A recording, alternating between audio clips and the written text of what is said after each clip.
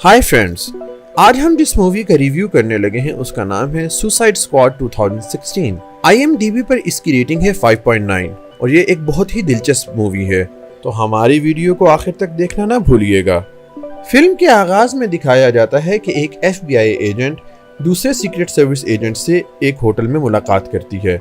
वो उनको 6 high profile criminals के बारे में बताती है और कहती है कि सुपरमैन अब इस दुनिया में नहीं रहा, हमें अमेरिका की रक्षा के लिए एक टीम बनानी चाहिए। फिर वो एक एक करके उन 6 क्रिमिनल्स के बारे में उन एजेंट्स को बताती है। सबसे पहले वो डेडशॉट के बारे में बताती है, जो कि एक बहुत बड़ा कातिल होता है और उसने बहुत से बेगुनाह लोगों को मारा होता है। उसकी एक बेटी होती है जिससे वो बहुत प्यार करता है। एक दिन दोनों बाप बेटी अपने घर वापस जा रहे होते हैं कि बेटी अपने बाप से कहती है कि मुझे पता है कि आप क्या काम करते हैं।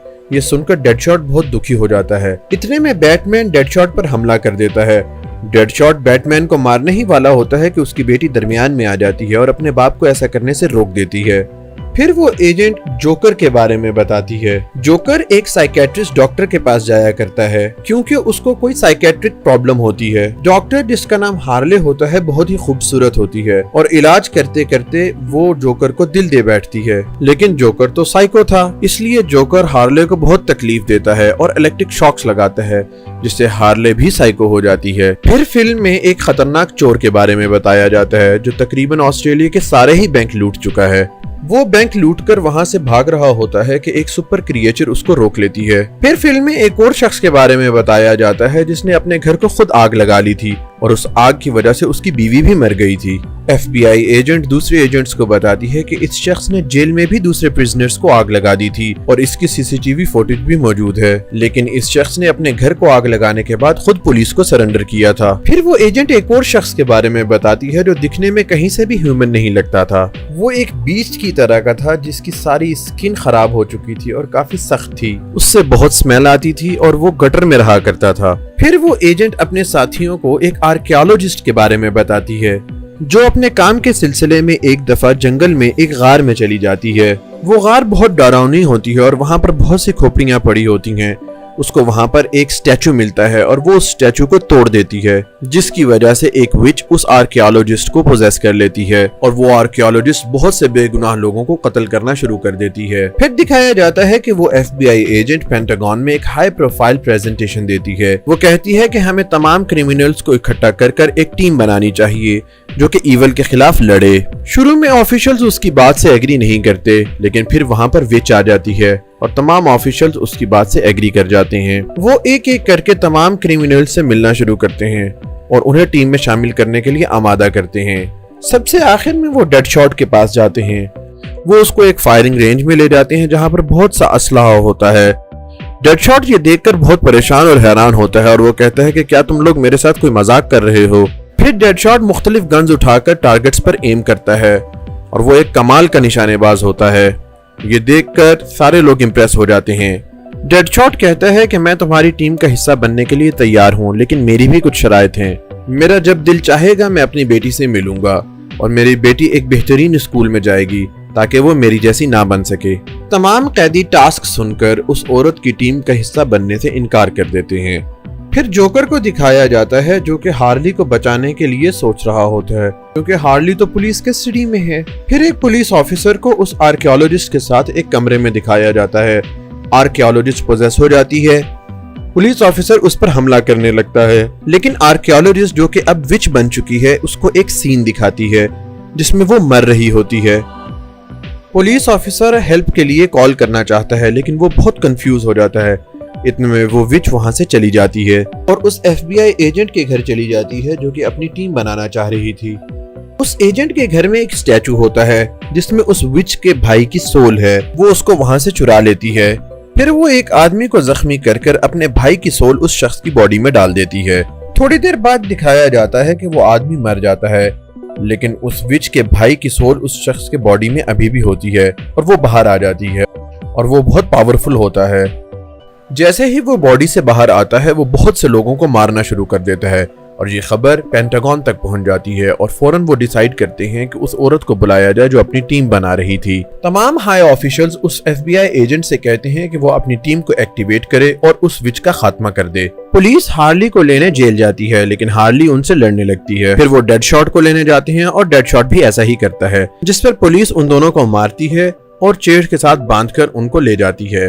आते हुए उनमें एक चिप भी लगा देती है। फिर वो कर्नल और आर्कियोलॉजिस्ट विच को रोकने के लिए जाते हैं, लेकिन विच आर्कियोलॉजिस्ट को पोजेस कर लेती है। जैसे ही ये बात FBI एजेंट को पता चलती है तो वो विच के दिल पर अटैक करना शुरू कर देती है, क्योंकि विच के दिल FBI एजेंट के पास होता है। विच की ताकत कमजोर होने लगती है और वो अपने भाई के पास जाती है। उसका भाई उसकी हालत देखता है और अपनी पावर्स उसमें ट्रांसफर कर देता है, जिससे विच बहुत मजबूत हो जाती है। फिर फिल्म में दिखाया जाता है कि तमाम क्रिमिनल्स को एक बेस पर इकट्ठा कर दिया जाता है और कर्नल उनको कहता है कि तुम्हारे जिस्म में एक चिप लगी हुई है और अगर तुम में से किसी ने भी मेरे ऑर्डर्स ना माने तो मैं उस चिप की मदद से तुम लोगों को मार दूंगा। फिर वो एक जगह जाते हैं जहां पर बहुत से वियर्ड लोग होते हैं और वो उन पर अटैक कर देते हैं। डेडशॉट भी उनसे लड़ता है, लेकिन वो डेडशॉट पर अटैक कर देते हैं। इतने में हार्ली वहां पर आती है और डेडशॉट को बचा लेती है। असल में ये वो जगह होती है जहां पर वो विच अपना मैजिक परफॉर्म कर रही होती है और ये सारे वियर्ड लोग उसके पोजेस्ड होते हैं। फिर हार्ली एक बाइक देखती है और उसे अपने पुराने दिन याद आना शुरू हो जाते हैं, जब वो जोकर से प्यार करती है। और एक दिन जब जोकर उससे नाराज होकर जा रहा होता है तो वो उसी बाइक पर उसको चेस करती है और रोक लेती है। कर्नल को समझ आ जाता है कि वो अकेला इन वियर्ड लोगों से नहीं लड़ सकता, इसलिए वो डेडशॉट के पास जाता है और उसे कहता है कि हमें मिलकर इन लोगों का मुकाबला करना चाहिए, और डेडशॉट मान जाता है। फिर डेडशॉट, कर्नल और तमाम क्रिमिनल्स एक मॉल में जाते हैं। वहां पर उनका सामना फिर वियर्ड लोगों से होता है और इनकी फाइट शुरू हो जाती है। ये बहुत लड़ते हैं लेकिन कामयाब नहीं हो पाते। फिर फायरमैन, जिसने अपने घर को खुद आग लगा ली थी, उसको एक आइडिया आता है। वो विच को गुस्सा दिलाता है ताकि वो अपने तमाम लोगों को एक जगह पर इकट्ठा कर ले। जैसे ही विच तमाम लोगों को इकट्ठा करती है, वो फायरमैन वहां पर आग लगा देता है और बहुत से लोग हलाक हो जाते हैं। फिर कर्नल एक कमरे में जाता है जहां पर वो FBI एजेंट और बहुत से लोग होते हैं।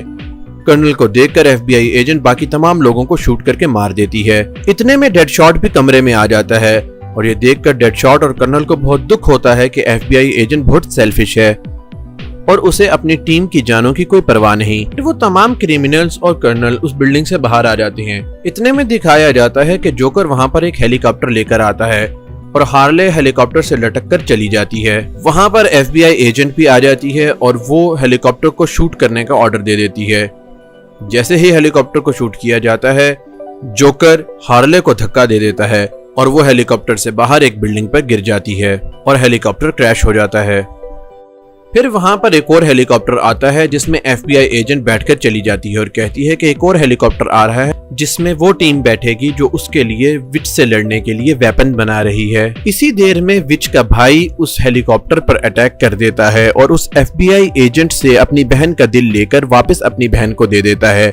जैसे ही दिल विच में लगता है, वो बहुत स्ट्रॉन्ग फील करने लग जाती है। डेडशॉट कहता है कि मेरा काम यहीं तक था और हमें अब वापस जाना चाहिए। फिर तमाम क्रिमिनल्स वापस जाने लगते हैं कि उन्हें रास्ते में हार्ली नजर आती है और वो कहती है कि विच को मारने के लिए मैं भी तुम लोगों के साथ चलूंगी।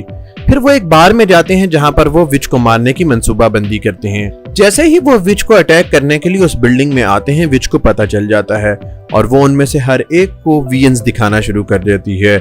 हार्ली को उसके माजी के वियंस आते हैं जिनमें वो खो जाती है।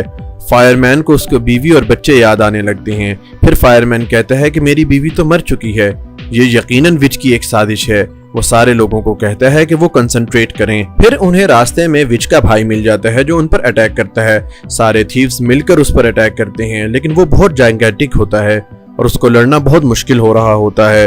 एक थीव उछलकर अपनी तलवार से उसका हाथ काट देता है।